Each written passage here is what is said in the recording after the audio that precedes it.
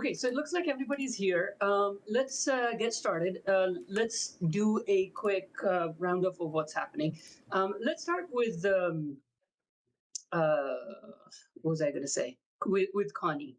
Because for me, the NPCs in the bazaar are the biggest thing. So I provided Connie with some nice Arab-looking characters. Connie, could you show us what you've got so far? We need them to be animated.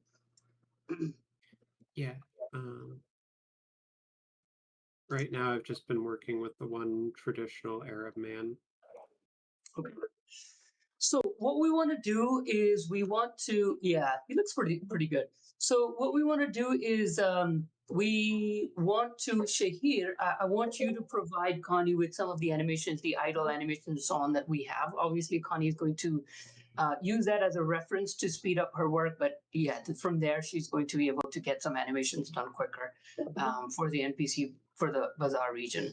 I believe, Connie, that we have about each character. This one has about 4 set of clothes, right? I found at least 2. He has but each set of clothes has a T pose and an A pose. I'm using the A pose.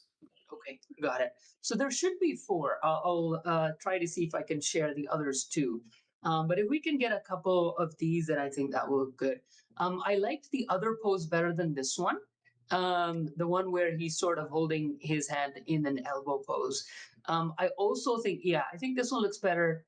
And I think that we may need to simulate the clothes so that they don't poke or clip. I believe that we can do that in Unreal by default, but that might require creating a physics asset, which we don't want to do right now, not at least for cinematic. So for now, I think this pose is fine. Let's see if we can get some other poses, and then Shahir will give you the animations as well. And yeah, let's try to get these in so that we can make some cinematics from the Bazaar region. All right, thank you. Let's move on. And Marcos, how's stuff from your side?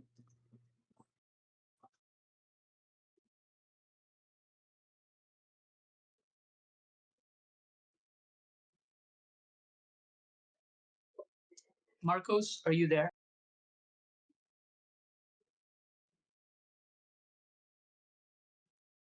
Okay, we'll wait for you to try to figure out how to open your mic. Let's move over to Abdurrafe.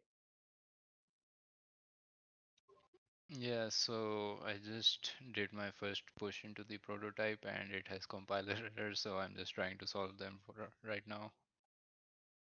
All right. No, I don't think it should be a permissions issue. No, I No, I'm did not the talking. push, I did the You, I just oh, saw a message from. Sorry, I saw a message from Marcos talking about his mic and saying maybe it's a permissions issue. Sorry, Rafi, could you explain again what you just said? oh, I thought you were saying to me that it's a permissions issue. I No, did no. the like the commit with the help Yeah, of Mirza, but right. it has compiler errors, so I'm just looking at those. Okay. Compilers mean like one blueprint has a something missing, so we're just looking at that. Okay, you might be able to revert to an older working version. All right, let's go to Shahir. And by the way, this is being recorded. We are doing this publicly. So if you turn on your cameras, it's better so that people who are listening to you, because this is going to go on YouTube in an effort to be more, in to get more people involved in what we're doing, the decisions we're making, and so that they can actually see who you are. So Shahir, Mirza, Abdurrafe, Kyle, Jack, Ibad, Huria, Marcos, if you could turn on your cameras, that would be great. All right, go ahead and Shahir, tell us what's going on. Hello. So I've been working on the camera system. So I got it working in all 3 states. We have the normal exploring state where you're just moving around and trying to look for stuff. And Okay. then we have, let me see if we have the bow over here. Yes, we do. We got the bow, the arrow. And it doesn't have that bug anymore? No, Okay, can we go up the mountains and see? Because that was the bug, right? When his I can show you the bug over here too. So Yeah. you see how you can go up and down over here as well. Yeah. So if I aim over here, All right. Okay. Yo. Finally. Okay. This was a big bug and it was scaring me quite a bit right before, early access. Okay, so this is great. We Yeah, got a little camera shake while moving and doing action and stuff. okay. And then we have the combat camera. That one, didn't we get rid of that one by making sure that that was not, that we were only doing the, during the zoom in, I think we were doing that thing. So when we're not in zoom in, it shouldn't have that shake effect. I decided to not get rid of it because it looks cool. It kind of The, and the Mirza likes it too. I The mean, camera shake. what? The shake? Yeah. Okay. I mean, it Designers? looks good, no? Oh, I mean, I can't tell because, yeah. yeah, go ahead. It's Go very ahead. subtle, but I it mean, gives. of course, it's a designer decision as well. I would add that the camera shake should be there at like just for sprinting, maybe not for regular jogging. Yeah, yeah. For sprinting, it makes sense. For sprinting, it makes sense. But for, I think, regular jogging, it might be annoying. Ooh, he did quite a parkour flip there. Wait, what's going on? Okay, that was a bit weird. He should have been able to jump properly. Okay, so what was on your docket? Can you remind me what else? So there was this bug fix, and there were like a small couple of things like the animation fix, or I think it was the health on the health thing. Did we get to the health thing for the gym? No. The whole day was spent on the camera system. I Yeah, was actually working right before the meeting. I was working on the camera transition to yeah, from gameplay. yeah. Sorry, from cinematic to gameplay. So did we manage to do the cinematic one? Did we fix that yet or not yet? So it works, but there's a little jitter that I'm trying to figure out why is it happening. There's If it's no not, documentation on this thing, so I was like, okay, yeah, it's a on my own. relatively new feature. So if it's not too much, the jitter, I would say for now, let's try to get the earlier thing because that's a more important one. And then the So jitter, but like if it's a quick little thing, we can do it. Go ahead. this is the combat camera rig. Okay, this is looking good. I like it. I think it should be slightly behind, maybe slightly, not too much, maybe just a bit Slightly. behind. The good thing about this system is you can just adjust on runtime. Yeah, So let me know. exactly. Yeah, so you can let me know, Oh, sorry. and then I. 200, and Yeah, I then think this is fine. This is fine. I think. should the connector to be should be on the left or is it good over here? I think it's good here, but yeah, if you remind me, after this call, where, and then I can go around and me or one of the designers can play around with getting the feel right. But I like this camera system because then we can just go ahead and they're completely separate from each other. So if I change this, it doesn't change the other one, right? Yep. Yeah, that's a good thing. That's why I'm glad. By the way, do we still have that 3 camera problem? No, three body problem is not No there. 3 body? Now it's two. Okay, Now let it's me two show body you problem? two body because I didn't delete the LiDAR camera in case we decide to just roll back to that one. Okay, so It's there's still a there. there's a reason I'm super focused on this. We need to get rid of the not right now because when we get into multiplayer, this is going to become a pain in the butt. So we want to make sure that there's only one camera and it transitions the multiplayer to that one. If there are multiple, it gets confused. So Yeah, just letting you know, if it's not being used now, that's okay. But ultimately, we'll need to get rid of that one. I did make sure to make it deactivate on by default, so it does not activate. It's not working. The other thing is, did you remember to, in this new camera system, fix the aspect ratio constraint? Because that's going to Yeah. affect the post-processing effect on the gyms and stuff like that. Yep, I did, but I couldn't test because it's on production, the ghost Yeah, effect. yeah, that's okay. We can test it there. But yeah, this is looking good. And to be honest, it's smoother too, to me at least. The camera looks smoother than the Lyra one. It feels Yep, like it it followed. is. Okay, that's good. That's good. Yeah, we will be tweaking this quite a bit. So yeah, just as I said in the documentation, if you can write it, that'll be good. And then I think you said that you're fixing just a little jitterbug with the cinematic one, the transition. So hopefully, what's that? Yeah, I can show you give you a sneak peek. Yeah, that would be great. Let me put it the cinematic actor. What playground? All right, this over here. Details like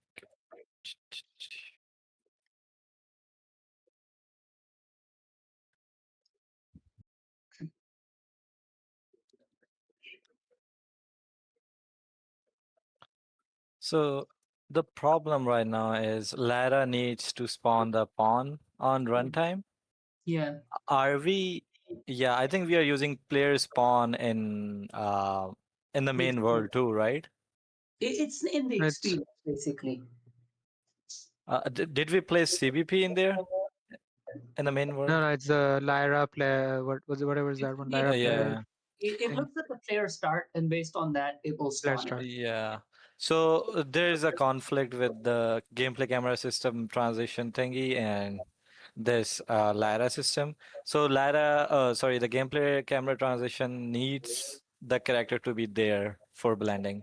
So I think I mean, as I said, we don't have to have Lyra use Oh, everything, right? So we yeah. could easily just, if that is the case, we can then just go ahead and place the actual CVP there. Because the CVP, there's only one CVP. The rest, they're being enabled, disabled. But since he's a hero character, it doesn't matter. It might actually make things easier. Hmm. I'm Yeah. okay with that, but if it's not too much extra work. So the problem with doing that is I cannot move. There's no input going on, and yeah, there's nothing I can do. Uh, Because but where? When you drop him in directly, you mean? yeah, Yeah, Yeah. even all these attributes aren't working properly. I see the yeah, health bar and all everything. Okay. So yeah, it'll require a rethought. So let's not do that for now. yeah. Okay. But ultimately, I think that there are some benefits to going back to just throwing him in. Hmm. And this is part of the learning process for us. But this is great. Thank you so much, Shahir. No problem. Really wonderful work. Let's hope that we can try getting that health thing tomorrow, and I think it's coming together. So this is good. Ibad, let's hear from you and Mirza about the weapon system. Sorry, the crafting system. Hello, can you Hello. hear me? Yes. Okay, so I'm talking about the weapon system first, and then Mirza can fill you in with the crafting system thing. Okay. Okay. Sounds good.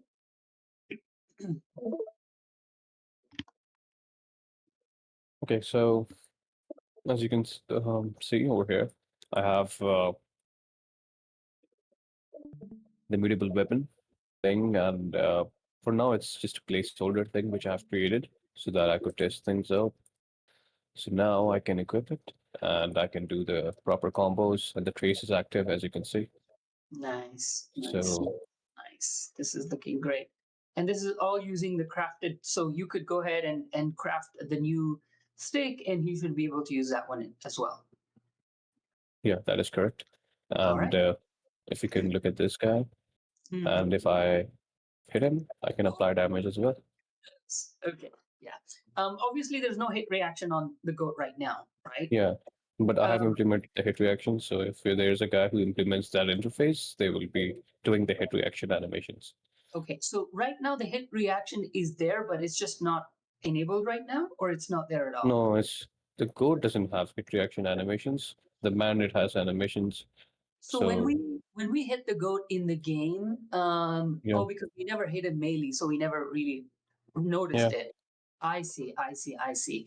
yeah. Okay, okay. We might need to at least enable physics on him so that when you hit him. But we'll see. Okay. We'll see. Okay, we'll see. Anyway, go ahead. I want you to look at something which is a little alarming, right? Mhm. Socket locations. You see Yeah, this? yeah, The reason the trace works is because it has two of these things, start trace and the end trace, right? right, So I was expecting that I would get the weapons, like the attachments things, which this is already defined over there. But right. turns out this is not defined on the X. So we would have to create a new task of adding, the socket locations to each of those specific attachments. No, no, no. Understand what I'm saying? Yeah, yeah, I do, I do. The values are already there. You just need to map these values to those values, and that's it. Where are they? So it's if you Abdurrafi would know, we created like an offset thing. There are values, right? Right, Abdurrafi? So we have true transform variables, one for the attachment 1 and the attachment 2, where they're actually attached at. Yeah. but So I'm not sure you if already those have are. that start trace, and then the middle is going to be the other one that you're looking for. So Does the that- middle is going to be the end trace or the start trace? I mean, whatever. So in your case, trace is the top, right? So Yeah. then, so the top he's going to provide you. We already have that. The attachment Okay. value is already there, and the end trace is just going to be the middle where the handle is.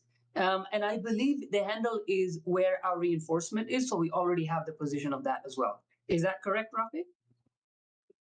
The reinforcement depends on each and every base. So Right. one reinforcement might be actually no, they are all at origin because I've set them that way in the art side.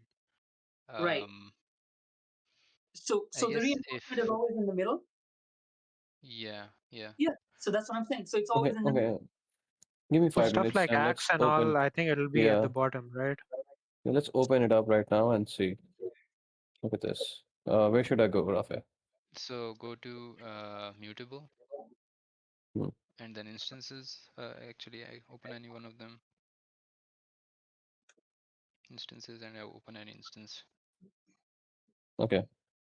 So where is Yeah. the location? Yeah. So the So attachment when you location. use an attachment, the other parameter will show up Yep. of Yeah, the you attachment one offset. offset. You see it? Okay, listen, this location is in with respect to this specific thing, right? When it's gonna be inside the world, it's going to be different, right?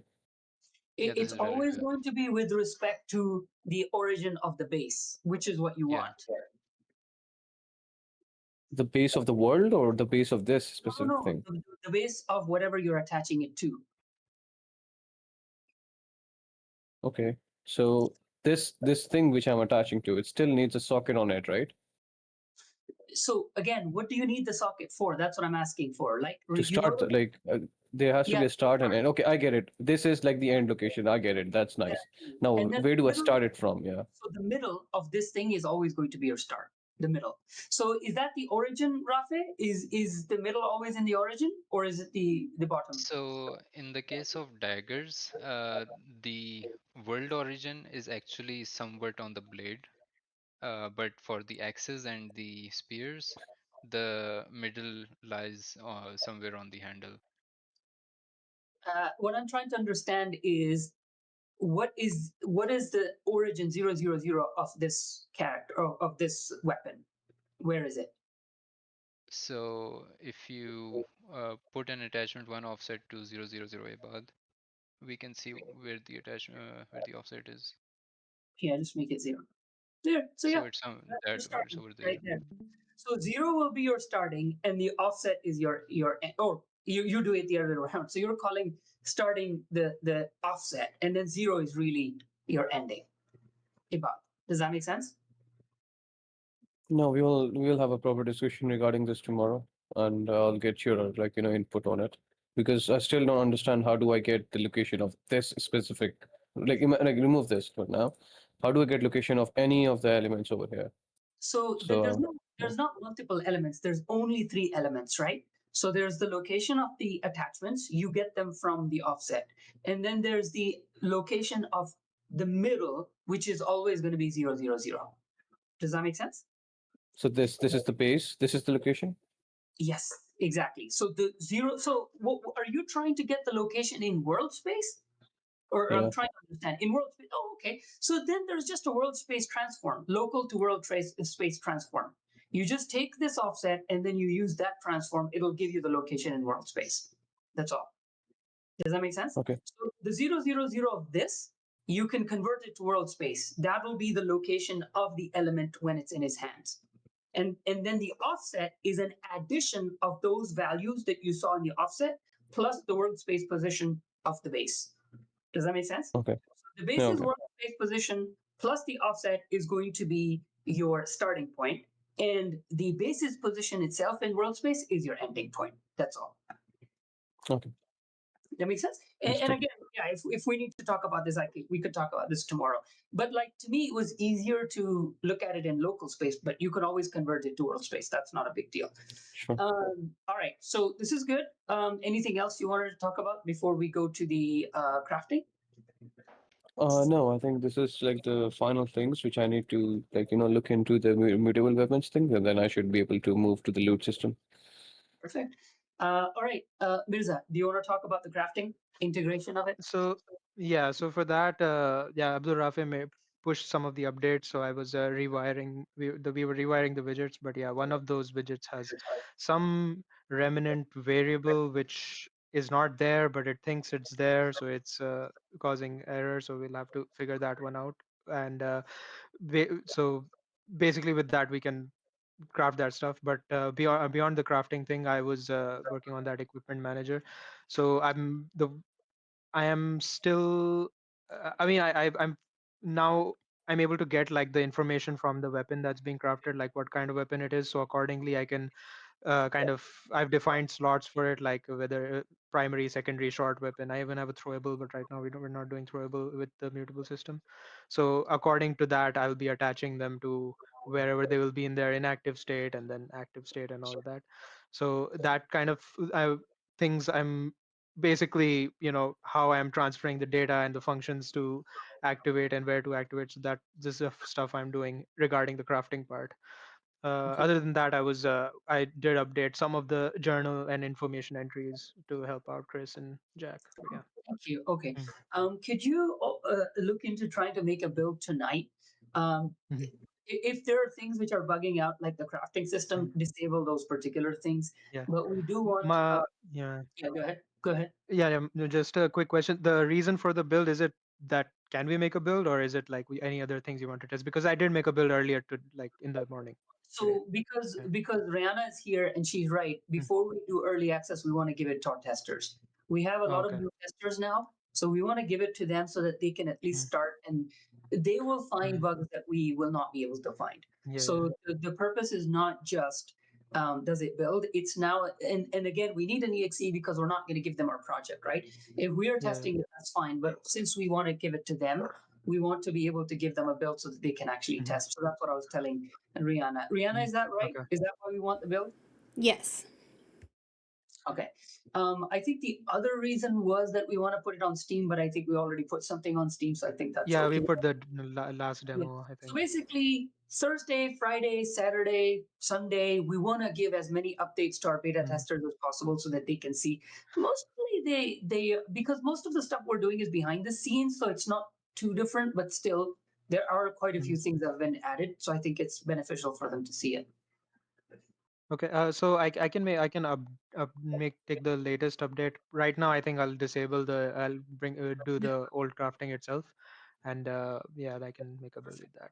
Yeah. Unless there is any other aspect that somebody wants me to Yeah, disable, I think that's that like the tree incomplete. chopping, so that one, I will, so let me, you and Marcos, actually, let's talk about that. Marcos is Mm. here, so we'll talk about that. Marcos, are you able to talk now?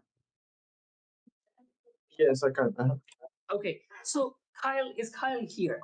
I Yep. want you, Marcos, to show me your screen. Kyle, I want you to tell Marcos we moved over from the traditional ones to the new tree system, in which everything is choppable. So I want Marcos now to replace all of the old trees with the choppable versions, so that we're not using any of the old versions anymore. Yes. So Kyle, can you explain to him where the choppable versions are? So it's essentially in that if you go to the PFS and content settings, or yeah, go into content, search PFS. Wherever your PFS no nanite inzari was, go Yeah. there. Go to the same place. It's in foliage tool. Remember the foliage tool you created, that folder? Under art, in art. It's in art. Okay. It's in the foliage tool. Tool. So go into the LOD one. Yes, the LOD, this one. Yes. And then in here, all of the, if you make this bigger, it'll be easier to say. All of Essentially, these are new, and this should have the correct choppable trees. Is that right? yeah, so all of the big Kika and Shawa trees are choppable. Those are all the ones that are working with the choppable system. Which reminds me, I have not put any fruit tree as choppable yet. Okay, so I have to do that. So Marcos, remember, don't spawn the fruit trees yet. These ones in LOD are the only ones you should be spawning. If you want to use the PFS in Verilog, you can use that, or you can manually place it. But these are the only ones that you should be using to spawn. Does that make sense? Okay. Yeah, because these are the ones that I fixed, and these are performant. So the other ones are still not fixed yet. They're still the old system, which takes a lot of, which is either nanite or which is not choppable and all of that. So this contains like a whole bunch of stuff. Yeah, this container glass, I don't know what's going on, so we have to fix that. Okay, and in my side, I worked on the in the intersections between the different landscapes. So I smoothed, tried to make it the most smoother as possible. Nice. Also, you can, for example, here the road makes the intersection with the other landscape, and then at this point we should be able to reach Yeah, the short path. yeah, Also, I smoothed this part a bit. yep. Uh, It's looking great. this Yeah, I like yes, the little waterfall. Oh, that's cool. That's cool. That's very cool. Okay. yes, and maybe some houses here that we have contact with the fuels, also the farm in this part, or maybe this could be abandoned. Yeah. We could figure that part out. So I see a couple of assets which are floating in the air. So just remember to put them back on the ground and commit, so that then we can or delete them or whatever you're doing, so that tonight I can go ahead and add more set dressing or whatever else is needed. So I'm guessing for tomorrow you're working on the river, or are you working on something else? There is also this part that I have to fix. Yeah. This is another intersection, and then I need to fix this part. Okay. And after this, I think I will be sure I will be starting to work in this area. To Yeah. this is a jump, and then there should be cliff from this part for a big waterfall, or maybe Nice. yes. Okay, nice. This is looking great. Thank you so much, Marcos. All right, great. Let's move on. Let's go to who is still remaining. So yeah, Kyle, go ahead. Give us an update.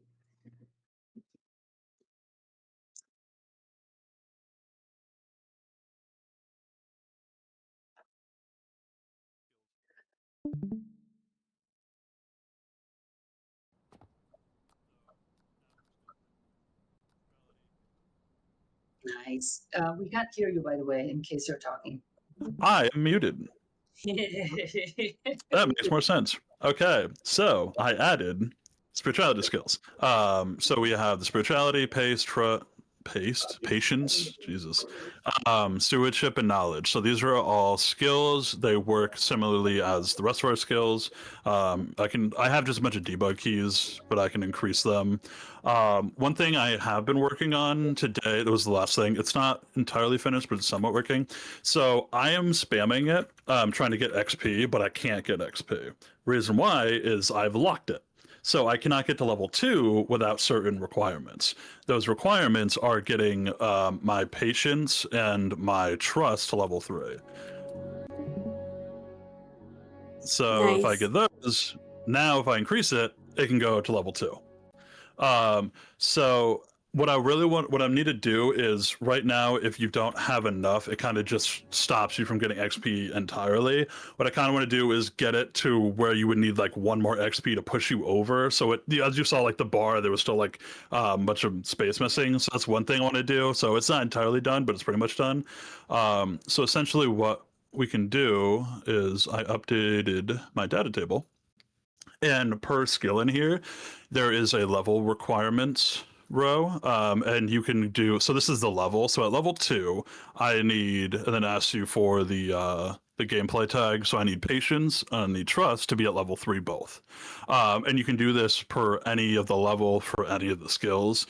So now we just have the ability to lock levels behind not just XP requirements, but other skill requirements. Perfect. I think this is fantastic. There was a little thing, and again, this is a Mirza thing probably, or one of the designers, whoever has time. Can you open up the UI again? Mhm. So what we want to do is we want clearly the two skills to show the two paths to be separate. So one should say something like, physical skills, and other should say spiritual skills. So they should be separate. And then spirituality would be like a main bar, and the patient's trust, stewardship, knowledge would be like a smaller bar. Does that make sense? I have a question. Kyle, can you switch to the status tab? Do you want us to like merge these two, because there's a lot of wasted space between the two, I feel. So actually, thank you for mentioning this. Actually, the spiritual and the overall skills one should be here, the overall one. That should not be in the individual one. So basically, when you see that one here and it's stuck on level 3, it'll give you a note here. Still need, this level 2, this whatever. And then you go to the skills and you see the individual. So that is Okay. individual skills, and this is the two major skills. So I think those two should come over here. And that way it's very clear that these are the cumulative ones. And because again, those skills will affect these too. Like some of the things, for example, will give you a buff in your health. Some of them will give you a buff in your stamina. In fact, I think even the stamina's overall bar should be here too, to show you, yes, there's current stamina, but there's also the overall bar. Like how big is that? How much have you increased it? Maybe not for early access, obviously, but in general, that's something that we want to do. Okay. Mirza, does that answer your question, Mirza? Yep. Yeah. So let's go back to skills. So let's take out the spirituality meter from here, and then we will put that. Yes, we'll put that under status, and then there will be another one which we could call like skills, physical or whatever we want to call it, like physical fitness or some whatever name we want. But basically, that's more about Endurance. endurance. Well, endurance is space specific, but I meant like Yeah. physical skills, right? Like real world skills or whatever you want to call them, where it includes parkour, chopping trees, jumping, all of that is included in that. I'm still wondering what we do about technology. That's a bit different because it's related directly to the actual weapons, but we'll get to that.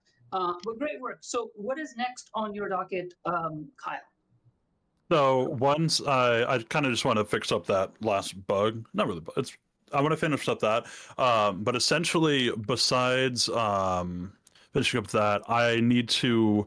We were talking about the certain actions that give you like stewardship knowledge. I need to implement those in the places that need to go.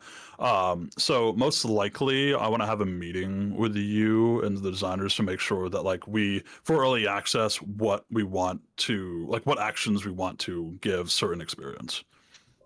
Yep. And so, as I said, like for this system, its job really is just to say empower or grant ability and take away ability. That's all. And then it calls an interface, and it's actually Hanzala's interface which will decide what it actually does.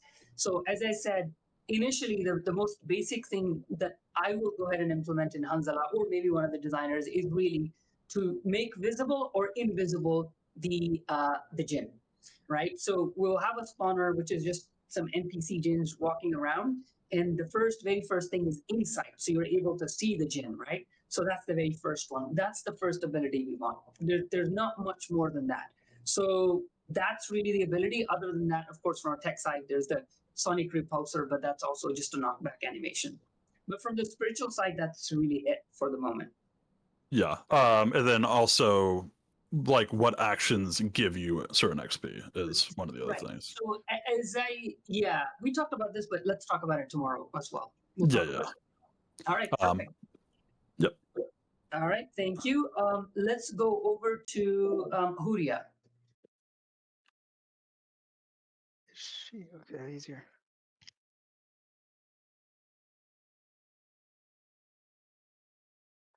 Hello, Huria. Are you able to? Did she just jump? Oh, Are you hear me? Yes, we can hear you. Okay, finally. Okay, so most of my day was spent on Compass. So let me share you what's up with that. I did some material changes for fading. So there are two options. I either add the fade or I either cut it off. So if I use the fading logic, this is how it's looking.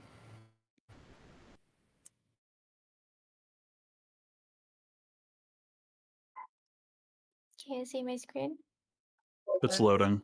Loading. Oh. Okay. There it is. We see Okay. Bangla. This is the fading logic.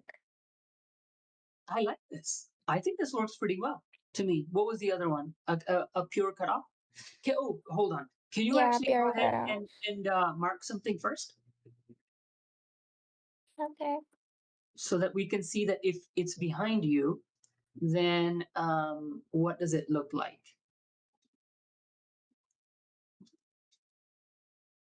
You already have a, oh, you need to equip the hammer. Yeah. Still says need hammer. What's Why going does it on? say need hammer? There, e repair. I think it took a moment for it to wake up. Interesting. Yeah. Okay. So I'm hoping it's marked. Okay, good. Now just rotate so that it's behind you. Okay. I'm okay with that. It basically goes out of the screen rather than being stuck on the right or left. Huh, I can live with that. I think that's fine. All right. So Yeah. if you want me to make it stick to the screen, I can do that. Also, we can have unlimited icons. Yeah. I also personally, added that. perfect. I personally never really liked the fact that they stick to the screen. So to me, actually, this looks better. Let's rotate there. You can see both, and they should overlap each other, right? If you look to the left, and if they're straight in your line of sight, what happens? Yeah, go to the right a bit. There you go, and they should overlap, right? Go to the right a bit. Yeah, perfect. Yeah, this is how it should be. So this works for me. Great. So what's next on your docket? Do you have anything particular to do? Other than I have to document the interaction, NPC interaction, so that someone else can use it if they're making dialogues and stuff, and some part of that testing. Okay, so in this case, the marking, this is what I was actually asking Mirza as well. I remember you were using something, there was a system in which not just, for example, a trigger, but you could actually trigger actions based on anything you wanted. Like, oh, if I repair this, then it should trigger this. If I do this, or based on time. We want to be able to trigger the marking. So is there a way for us to use that to do things? Like I know that Chris, for example, was running into issues where he wanted to trigger, for example, the tutorial based on a repair, or he wanted something to go to the journal based on that. So this is a slightly different topic than the compass. What I'm saying is your interaction system, does that support that? And would you be able to help Chris with that? I'm trying to process what you just said, actually. Let me And take a step back and explain that again. So remember, we were talking about how when you're interacting, especially when it comes to the tutorial, right? The quest. I was saying that instead of just the trigger, we overlap trigger. We want to be able to complete the quest based on different things. Maybe the quest trigger is if I chop this tree, then it's complete. Or if I talk to XYZ, then it's complete. Or if this much time has elapsed, then it's complete, rather than just an overlap. And you showed me the system in which you said, yeah, you can define the triggers. Is that right? yeah, you can define them. They're based on gameplay messages, Right. and you can tell it through message that, hey, Yeah. this quest is done. Like, hey, this is picked or this happened. So they are Can you, inside the quest will actually hear yeah. that. And Can you document that a bit so that Chris and I can use it? okay, sure. Yeah, perfect. That would be great. And then when you're done with these things, obviously it's night for you, but tomorrow, what we want to do is, if you're done, then we want to move you to the polished, like the audio and some of that stuff Kyle was doing, but obviously he was working on something different now. So I would like you to look into that, fixing the UI and some of the polish, like the audio and stuff like that. Okay, got it. All right. Also, Huria, the quest stuff that we just talked about, was that related to the quest the quest conditions and all that, or is it the newer thing with the ultimate quest manager? No, it's with the old system. The ultimate Okay. quest is only set up for NPCs right now. Okay. Yeah, so that's good. The old system, it means it's pretty generic and we could use it for anything, which is great. So Mirza, Mhm. just keep that in mind. And of course, you might need to help Chris with that. All Mhm. right. who else is remaining besides the designers? So I think everybody's good. All right, designers. Let's start with Chris because Jack's one is maybe a bit longer. Chris, go ahead. Yeah. Let me share my screen. Okay. So me, Mirrors, and Jack had a nice meeting of just about like the triggering of the entries with for example the repairable. So now once you get close to the repairable, it triggers the tutorial entry of saying like, you know, this is broken, this needs to be repaired. And then from there you can continue on instead of it triggering like over here beforehand. So let me show you that. Sure.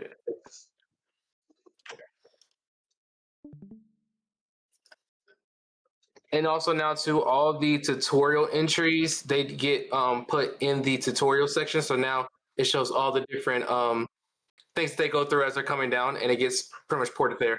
So they can always go back and revisit if they ever need to. So now when I get close to the barrel, it then brings up the repairing tutorial script. Again, this is not the final script. Yeah. And then afterwards, it also shows there's a new tutorial entry. So then from there, I can then go over here and grab the parts. We still need to have it trigger on interactables, but you can then pick it up and then craft a tool. Oh, I And- love it. New tutorial entry. Oh, nice. So it actually Yeah. does. That's perfect. That's perfect. And also, we agreed to call it info instead of journal, just because it's holding all this information. The tutorial is now the first section of the info section. So now if I go repair, it shows the repairing, tool crafting, it shows that. And of course, journal history is still the same. I do hope we remember to fix the UI buttons in tutorial. They look god awful. Like, can you click those? Like, that's Yeah. a common thing. So Yeah, that's that's the Yeah. same one as the inventory ones, but Yeah. stretched So- out. I need So to. again, Yeah. like Huria or somebody else could probably help with this. But yeah, we need to do those things. All right. Yeah. And then outside of that, I had already started to add the entries for the repairable house, the village, and then we also, me and Jack agreed on this is the Anvil? blacksmith's house. Yep. Mhm, So this is just to let you know that this is where it's at. So this will need some set dressing from you Nice. to make this look nice. Yep. And then I already gave you the list of assets that me and Jack need to do everything else. So the broken chest, the food, and the furnace for the blacksmith. And then, of course, Jack also has been putting some updates in. I'll let him tell his part. But then I went back and fixed all the tutorials so that way they actually get put in the entries. So I know my voice keeps cutting off, so hopefully you can hear me. But what I was Mhm. saying was that for the food, especially, we have a lot of assets already in there. I will show you where they are, including none. We, believe it or not, we have none in there too. So Yeah, I food- remember putting that in there. yeah, so I think we're covered in terms of food. If you need more food, you seem to be a foodie, Chris. But Of course I am. You know. okay, jokes aside, we'll put more in there. But in terms of the blacksmiths, yes, that one, and then the chest. I thought I had put in the chests, but apparently not. So I'll put those in too. The normal chests are there. I just need a broken down version of it. Oh, right. That's right. what I need. Thank you. Yeah, I forgot that. Yeah, I will give you that. Yep. So yeah. But that's pretty much all my updates. Perfect. Let's move over to Jack. Yeah. See if I can even show it. So I've been working on getting the actual entries themselves in. Yeah, this is a good opportunity for everybody to read it. When I read it, I was still processing which tone and from whose perspective each one of those should be. So the tutorial has its own tone, and it should. And I think that the journal should have its own tone. And I think that the what was the third one? Journal, this, and tutorial. History. History. Journal and what? History. History. History should have its own. Yeah. So I think journal, it makes sense that if they are more, um, so is this history or is this journal? I think this is journal, right? Yeah. Okay, so then journal, we could literally make it journal-like. So like you found This something. well, this is like it's kind of it's it is journal, but it is also like a stylized tutorial because it does tie in also to the fact that it ends with explaining that how bandits will differ in their attacks. So it's like explaining something about the gameplay with the lens of like I would say that then this should go into the tutorial section, even if it's not something that pops up. But yeah, I think, you see a bandit and this shows up in the tutorial section, it makes more sense because the way that it's written, we can literally split this, right? So like bandits will attack you, or you're not the only one who lost their home. I think this is okay, but maybe shorter. And then there should be maybe a journal that just appears with it too, or history that appears with it too. And that is more stylized, right? Like the way that because that this is would have to written, be the pop up. So the pop up would just be like the urgent gameplay, like this is how you fight these guys, and then you just get the note like bandits journal picked up, and that would be like it could even be from one of the bandits, like my village exactly. is destroyed, and now the only thing I can do is use my There you hunter. go. Mhm. Yeah. Okay. And it makes the bandit more human, right? He'll say something, I will do anything to protect my family, and so he's sort of, rather than reading, you're not the only one, it's more him saying it. And now you feel a bit more like, okay, maybe I should stun him rather than kill him because there's more story in there. So the history, of course, will be like, this is historically there used to be bandits and they used to blah blah blah. That's a totally different thing. But in here, I think there should be a tutorial which is like bandits are aggressive if they're melee, blah, blah, blah, like you mentioned, and how you beat them.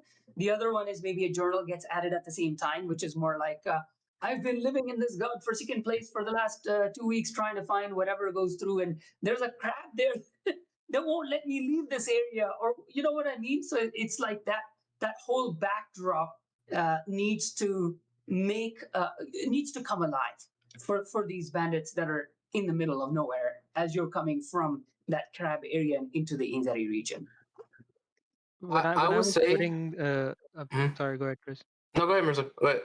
Yeah, I was saying when I was putting these in, I was the way I was thinking was like tutorial would be like us developers telling the player how to play. Journal would be the characters in the game talking about something, and history would be something we get off of Wikipedia or some actual history stuff in that tone. Yeah, Exactly it. Yeah, yeah. that's exactly it. So that's why I was saying, like, when it's the tutorial, it's like, these are bandits. Remember, they're aggressive. They're this. They have this, melee, blah, blah, blah. At the same time, a journal entry is added in which it's from the point of view of the bandit and the in-game world lore. And then, yeah, sometimes there might be a history lesson, sometimes not. Like for the bandits, there probably doesn't need to be one. But it could be. It could be talking about, bandits used to live in the mountains and they used to have, for example, these things light fires and stuff like that. I mean, you could if you want to, but that's another thing. That makes sense. Yeah, And yeah, if you look at a tanur or something near that, then it talks about a tanur and what that yeah, is, kind of stuff. So exactly. Yeah. By the way, Jack, I really do like the style. What you've done with how it's presented, I think it's a really good start. Yeah, go ahead. So, Chris, I think you had some comment. Yeah, I was gonna say that we can very much do it similar like how The Last of Us does it, where like there's notes that people in the game have written, and typically enemies that they've written that they read, or like just some background lore about stuff. So there can always be like a note beforehand that they can just pick up. It's a completely optional thing. I'm fine with some of them just being automatically picked up and some of them just being things that you pick up, because in this region, remember, it's a tutorial. You're not really going to pick up anything because you're running, so we still Exactly. don't we don't want them to miss the opportunity to get some lore. So maybe he does automatically pick up stuff. But yeah, as you said, notes here and there, very similar to how Bioshock used the tape recorder, things like that, but something that feels a bit more local. I'm kind of hesitant to make it too tropey. Like, oh, there's notes everywhere. Why would they be writing notes? But it's exposition, and a lot of the times it's better to show rather than tell, but then again, we're not doing cinematics. So it's a balance. It's a design decision. So I'm okay with that. I do also think like it's reasonable that if you're going through people's stuff, like that you'd find journals, like Yep. especially in a time where people can't record Yeah. themselves or whatever. And if we get down the line to the point where we can have like voice actors read them, then great. We already have it written, but like, you know, if Yeah. not, this is just You're right. telling I you I can. actually, yeah, Jack, actually, you're right because I forgot. The reason I was hesitant was, and I totally forgot. I was thinking, well, a lot of these people don't know how to read and write. But then I remember this is retro future, so this is not like today. So yeah, it would make sense. These people would know how to read and write. It's set in the future. It's just that they're living like cavemen because, of course, because of the gene presence and so on. So as you go forward, you find more technology. Yeah, that makes sense. I'm done with that. And by the way, I forgot to mention, and I don't want to sort of give it away in this video, but we do have holograms and stuff coming up later too. So just keep that in mind. Those are going to be giving you some lore and stuff, more advanced technologically, hologram videos explaining more. But yeah, initially I think journal and notes are fine. So that was mainly, Jack, my note on the tone. So if we can split those out, I think we're pretty good. It was mainly the tone.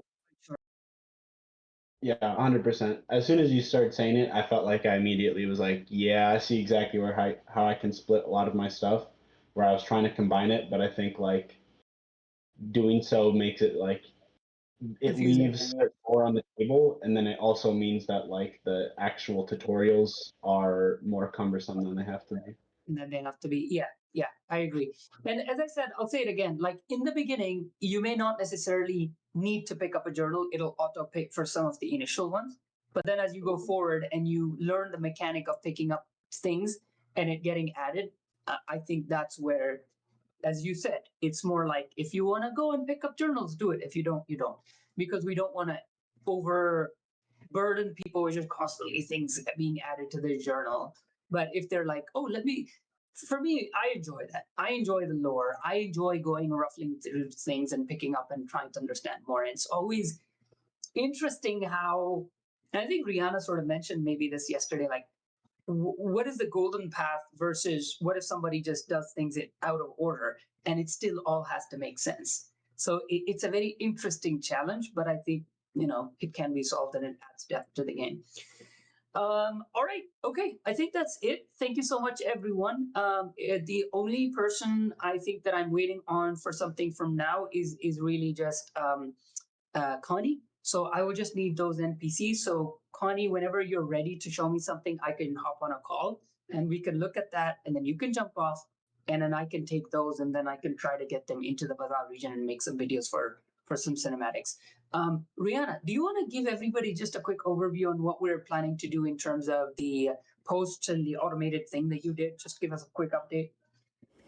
Yeah, sure.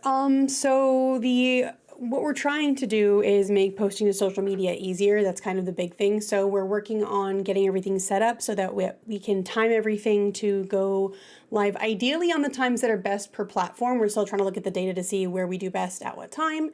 And specifically what we're doing over the next few days is we're trying to do one post every single day, counting down towards when the game is actually, when early access happens. So we got some of that stuff prepped today. This is the reason you're going to see both Tamora and me pushing for you guys to give us more information, screenshots. Thank you guys so much for everything you've added so far, but all of that is going to help us make sure that we can get these posts out and keep the momentum that we see right now. Perfect. And the other thing that I wanted to mention was, press release. When is that going out? I believe he said, I'm not sure on that. I believe he said it's the morning of, right? I don't know the exact time, unfortunately. Oh, yeah, it is the morning of. Yeah, we discussed that. Yeah. Okay. All right. Thank you so much, everyone. And talk to you guys tomorrow. All right. Thank you. Have a good day.